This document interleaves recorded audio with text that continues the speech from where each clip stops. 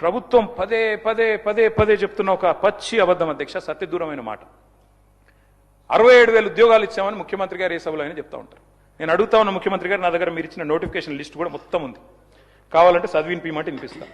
మీ ప్రభుత్వం వచ్చినాక ఇచ్చిన నోటిఫికేషన్లు మొత్తం కూడితే ముఖ్యమంత్రి గారు, మీ ప్రభుత్వం వచ్చిన తర్వాత ఇచ్చిన మొత్తం నోటిఫికేషన్లు మొత్తం కూడితే మీరిచ్చింది కేవలం 11,921 ఉద్యోగాలు మాత్రమే.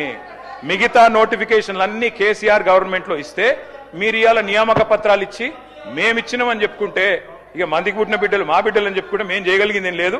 కానీ వాస్తవాలుగానే ఉంటాయి. రాష్ట్రంలో నిరుద్యోగులు చూస్తా ఉన్నారు అధ్యక్ష. అసెంబ్లీ సాక్షిగా పెట్టారు అధ్యక్ష జాబ్ క్యాలెండర్ అని. ఓ ఉత్తుతి క్యాలెండర్ ప్రకటించారు. ఇంతవరకు మీరు చెప్పిన క్యాలెండర్లోని హామీలు కూడా మీరు నిలుపుకోలేదు అధ్యక్ష. ఇంకా విచిత్రం ఏంటంటే ముఖ్యమంత్రి గారు చెప్తున్నారు అధ్యక్ష, వేరే రాష్ట్రాల్లోనేమో ఉద్యోగాలు వేయాలని ధర్నాలు జరుగుతాయి, ఇక్కడ మాత్రం ఉద్యోగాలు ఆపుమని ధర్నాలు చేస్తున్నారని చెప్తున్నారు అధ్యక్ష. మరి దిల్సుఖ్ నగర్ లో ధర్నా చేసేటోళ్ళు, చిక్కడపల్లిలో ధర్నా చేసేటోళ్ళు, ఈ రకంగా వ్యవహారం ఏదైతే ఉన్నదో అధ్యక్ష అందరూ అన్ని గమనిస్తా ఉన్నారు.